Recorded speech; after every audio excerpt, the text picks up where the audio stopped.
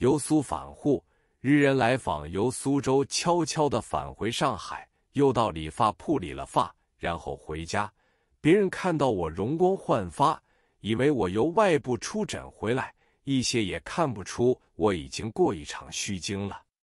不料，在我回诊所时，看见我的挂号桌前悬上了一幅日本明治天皇像，而且利用一只旧的丝绒衬阔边的镜框装上，看上去很是古朴而瑰丽。为我代诊的学生偷偷地告诉我，自从你走了之后，对面木行的老板告诉他，成都路捕房约同一个日本警察在你家门口窥伺了2、3天，想来陈医生有些问题。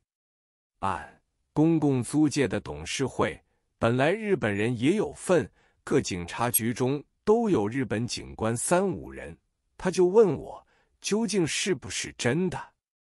我不说是，也不答否。他说，向来日本人捉人动辄就打，气势汹汹，所以我寻出从前你由日本带回来的一张明治天皇像悬挂出来，作为挡箭牌。因为你从前讲过，日本军人看见明治天皇像都会鞠躬致敬，不会乱来了。按此像系昔年在日本花日币5分买来，因为明治天皇是对汉医有历史的关系，所以我买来作为资料的。我问究竟后来有什么事，他说根本没有发生过什么事。后来过了1个月，淞沪战争结束，商业及社会繁荣完全恢复。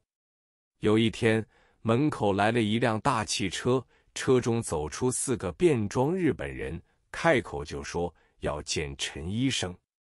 他们抬头见到明治天皇像，即刻立正，做90度鞠躬完毕，退后3步，又再鞠躬，然后进入客厅。家人见了他们，惊慌不已。我一看他们的卡片，原来来者是自然科学研究所所长中尾万三博士等，才放下心来，整一下楼，亲自款接。他们见到我，又是深深地鞠了一个躬。座谈之时，中尾博士说，现在中日之战已和解了，我希望你仍然到本所来，继续帮我们的研究工作。军阀好战，我们学术界是反对的，请你也不要介意。我说，这一场战争，中国损失太厉害了。这时，恰巧我手头有一份报纸，刊出东方图书馆的损失，给中尾博士看。这张报纸说，这一次烧毁闸北东方图书馆30多万册的书本和5000多种的图片，如宋元明善本的各省府厅州志2100多种，公元15世纪前所印的西洋古籍，远东唯一孤本德国里比希化学杂志出版全套，香港就已绝版的中国汇报，罗马教皇梵蒂冈宫所藏明末唐王的太后、王后、王太子及其司礼监太监皈依天主教上教皇书的影片，完全在牺牲之中。又说林琴南生平所翻译未刊的东西洋小说，据调查所知，烧掉的有《金缕衣》《秦桧记》《军前所画》《洞明续记》《武丁开山记》《孝女吕双记》《与血风毛录》《黄金柱美录》《神窝》《奴星续传》等，共159种，尚有不知道书名的，当然更多云云。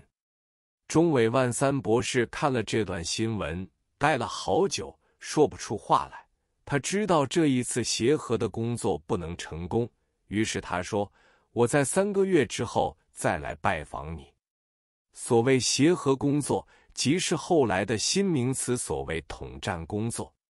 这次战事终了，淞沪协定签字之后，申明上海4州不得驻防中国军队，一切军事设备完全撤离，改用东北籍警察来维持沪市治安。报纸也登载市长吴铁城对这批警察训话时的摄影，我看了之后，认为以后的日子恐怕更不好过了。这次128战事，银行钱庄都不敢开业，银钱业中要人天天在城隍庙内园开会。他们也发觉银元制度有绝大的漏洞。自从政府发表废两改元、废元改币之后，银钱两业尽力协助，市面上的银元果然绝迹，有银元的人都存入银行，由银行调换钞票。我常常到戈登路的一家华阳染织厂去看病，看罢之后总喜欢在那边附近徘徊，因为那处就是中央造币厂所在。我以为该厂从此以后不会再开工了，岂知他们放工时还是有成千工人放出来，而且烟囱中还冒着浓烟，一望而知厂方仍未停工。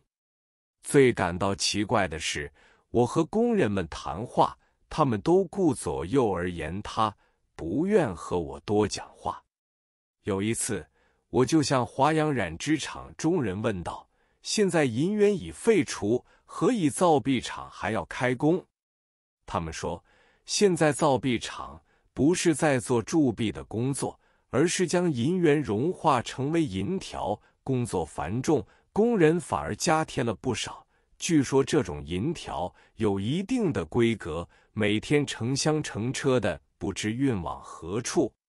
于是我才知道，废除银元的政策很成功。报纸上正在登载白银问题，在记忆中记得那时节黄金大跌，白银涨价，所以研究白银问题的论文越来越多。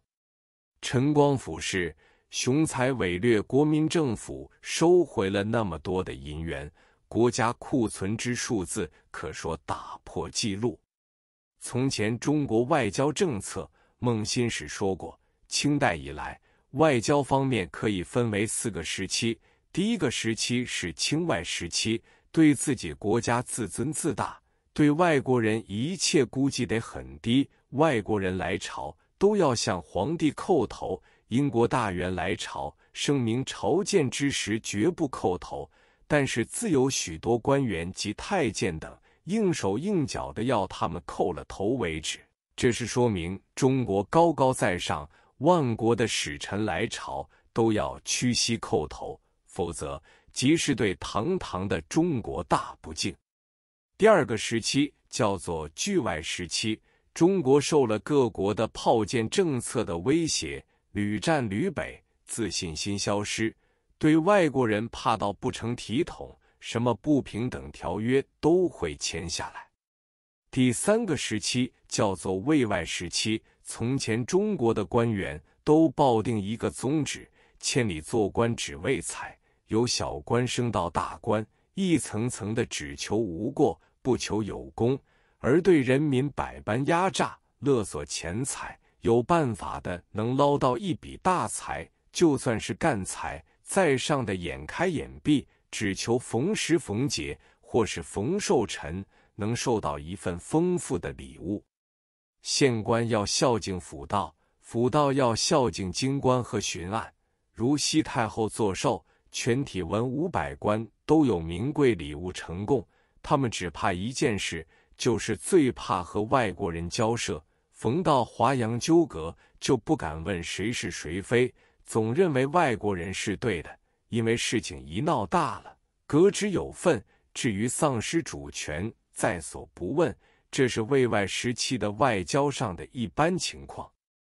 第四个时期叫做媚外时期，举凡上下官员以及一般人民都认外国人的事，样样是对的，连月亮都是外国的圆。这一个时期维持了30-40年。